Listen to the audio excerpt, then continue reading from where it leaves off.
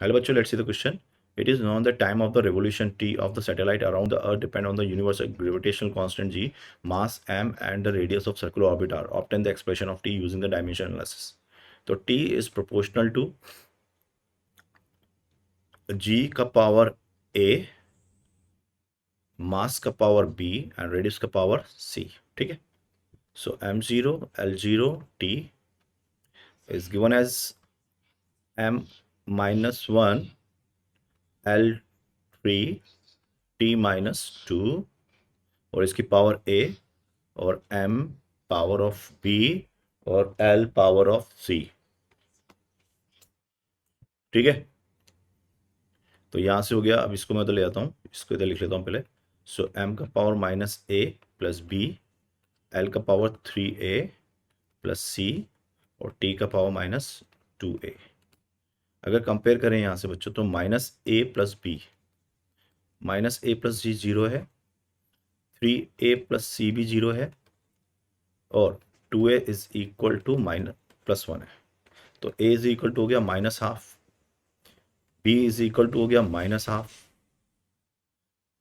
ठीक है. और c इज इक्वल टू हो गया माइनस प्लस 3/2. तो अगर आप देखें ऑप्शंस को तो मैं लिख सकता हूं यहां से t प्रोपोर्शनल टू g की पावर a और a इज माइनस हाफ. ठीक है. और m की पावर भी माइनस हाफ. ठीक है. और c की यानी कि r की पावर 3/2. तो t is directly proportional to root of r cube upon gm. तो अब देखो डायमेंशनली यहाँ पर ये बिल्कुल गलत क्वेश्चन हो गया है, क्योंकि डायमेंशनली हम फॉर्मूला तो डिराइव कर सकते हैं योगा, लेकिन न्यूमेरिकल वैल्यू तो थोड़ी डिराइव करेंगे हम.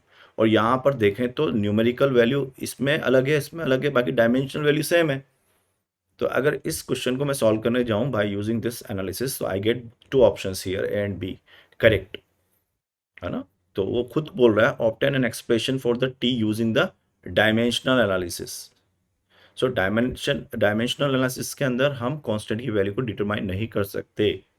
सो अब यहाँ पर अगर मेरे को एक्चुअल फॉर्मूला याद है तो मैं ए को टिक कर दूंगा, क्योंकि एक्चुअल फॉर्मूला होता है T equal 2 pi root of r q by g m. So right option of this question is A. All the best.